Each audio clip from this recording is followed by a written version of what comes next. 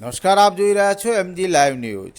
New progressive education trust Mehsana સંચાલિત fine arts college Mehsana ખાતે એક્ઝિબિશનનો ભવ્ય કાર્યક્રમ યોજાયો, જેમાં અભ્યાસ કરતા વિદ્યાર્થીઓએ પોતાના કલાનું પ્રદર્શન કર્યું હતું.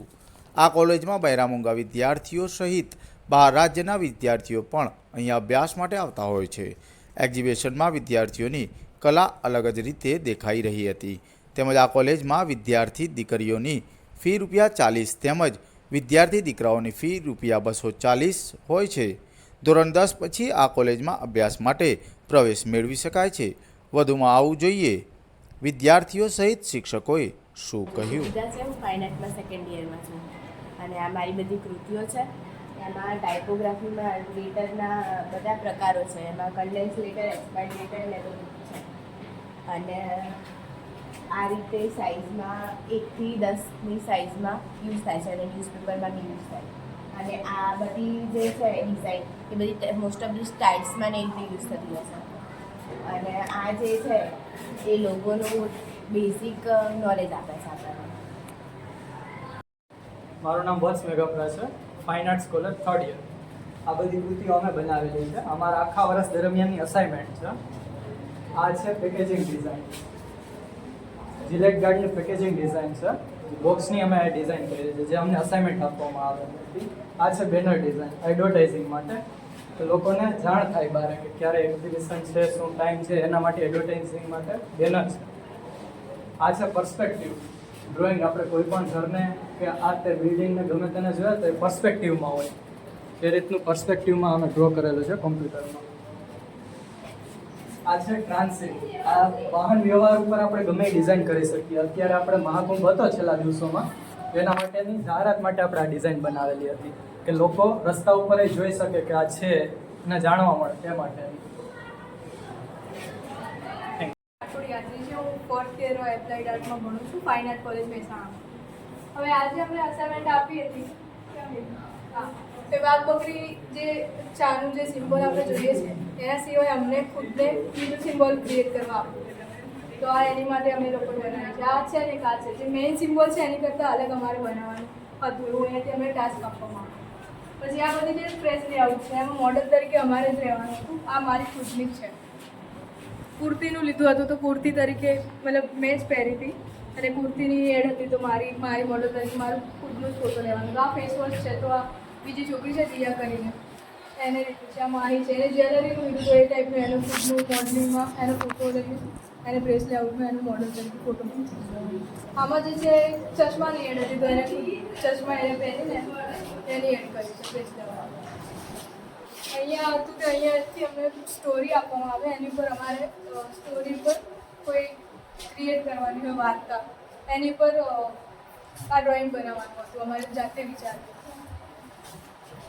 પછી આ જે હાલની કોઈ તાજા જે ન્યૂઝ કે પબ્લિકની જાગૃતિ માટે બનાવવાના હતા પોસ્ટર હતા, એમાં સેવ ઓવર એન્વાયરમેન્ટ આવ્યું. એમાંથી એની ઓળખાણ થાય એવી રીતે આમાંથી બનાવવાનું હતું. ગ્લોબલ વોર્મિંગનું જે હાલ ચાલી રહ્યું છે બહુ મોટા પાયે, તો એની ઓળખાણ થાય એવી રીતે અમારે અહીંયા પોસ્ટર બનાવવાનું. પછી આ જે છે બુક જેકેટ છે એમાં હેન્ડવર્કની અસાઇનમેન્ટ છે. બુક જેકેટમાં અહીંયાથી અમને ટાસ્ક આપવામાં આવે, એમાં નામ પણ આપ્યું હોય. એમાં અમારી જાતે આ ક્રિએટ કરવાનું. બુકના ફ્રન્ટ પેજ પર કેવી રીતે કઈ સાઇઝનું કેવી રીતે લખવાનું આવે એવી રીતે અમારે રહેવાનું. મારું નામ Patel prince Chandrakant, 5th year applied art. તમારા સામે જે દેખાય છે એ મોસ્ટલી પ્રેસ લેઆઉટ છે જે આપણે ન્યૂઝપેપર અને મેગઝિન્સની અંદર યુઝ થતા હોય છે મોસ્ટલી.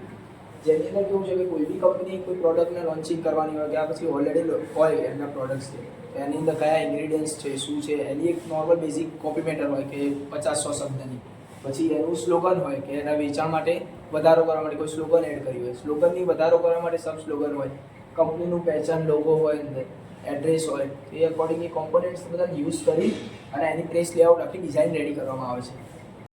અહીંયા તમે દેખી રહ્યા છો જે ટેબ્લો ડિઝાઇન્સ કરેલી છે, જે ફોર્મ શીટ પર આપણે વિનાઇલ પ્રિન્ટિંગ કરેલી હોય છે ચોટાડી અને ટેબ્લો ડિઝાઇન બનાવવામાં આવે છે, જે આગળ એના વિષય અનુસંધાને બનાવી હતી કે જેની અંદર આપણે અત્યારે હાલ સોલર પેનલ્સ જે ગ્રો કરી રહ્યા છે એના લીધે જે ઇલેક્ટ્રિસિટી વધી રહી છે તો એને સ્ટોર કરવી એ આપણા માટે બહુ કોસ્ટિંગવાળી મેન્ટેનન્સ વધી જાય.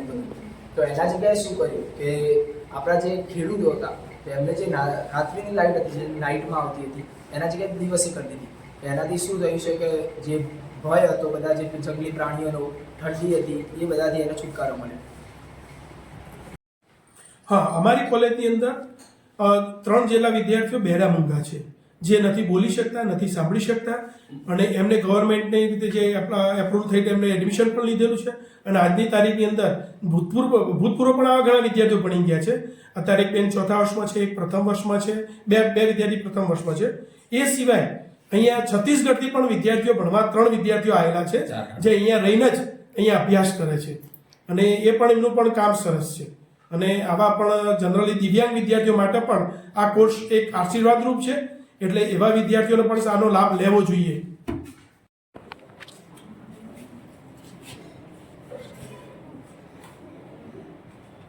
લાઈવ વસ્તુ લીધી છે એને પહેલાં જે પણ ઘરમાં હતી એમને અસાઇનમેન્ટ આપ્યું હતું કે લાઈવ સ્કેચ કરવાનું છે, તો એ વસ્તુ જોવે છે ડિટેલિંગમાં અને પછી એ ટ્રાય કરે છે કે એને કોપી કરે અને સેમ સારું એવું એનું પ્રિન્ટ કરે.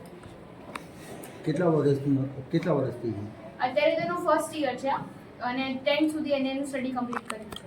અને આ શોખ કેવી રીતે જાગ્યો? ઓકે, તો નોર્મલ સ્કૂલમાં જ હતી પહેલાંથી. એને પ્રોબ્લેમ બાય બર્થ છે કે હિયરિંગ લોસ છે અને બોલી નથી શકતી, સાંભળી નથી શકતી.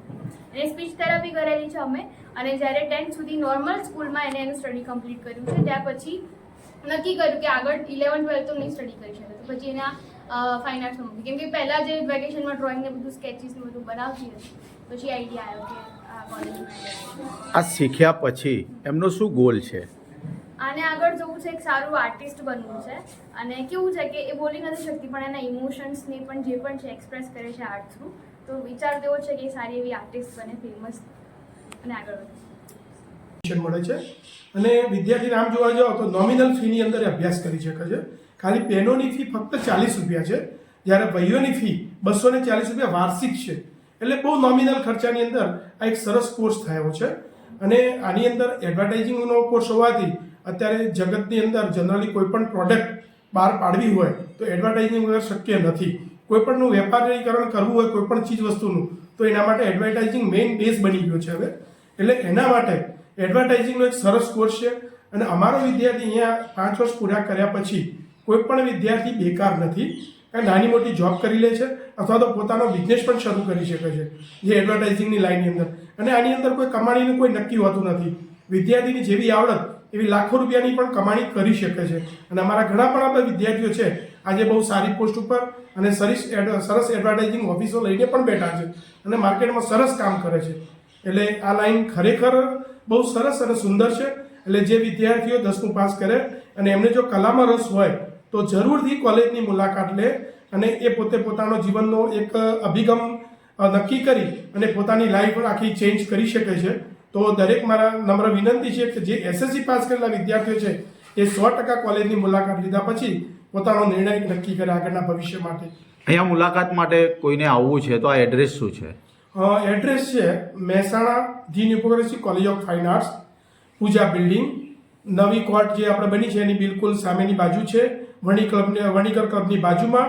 અને આપણું સરદાર સ્ટેડિયમ છે બિલકુલ એની ઉગમણી દિશાએ એટલે પૂર્વ દિશાએ આપણી કોલેજ આવેલી છે. હર્ષદભાઈ ચૌહાણ, હાલના કોલેજમાં ઇન્ચાર્જ પ્રિન્સિપાલ તરીકે. આ કોલેજ 1981થી કાર્યરત છે. એ વખતે આર્ટ ટીચર્સ ડિપ્લોમા ચાલતો હતો. એના પછી 1990થી ફાઇન આર્ટ્સ જે એપ્લાઇડ આર્ટ અહીંયા હાલ તમે જે જોયું વર્ક એ ચાલે છે. એ 5 વર્ષનો ડિપ્લોમા કોર્સ છે.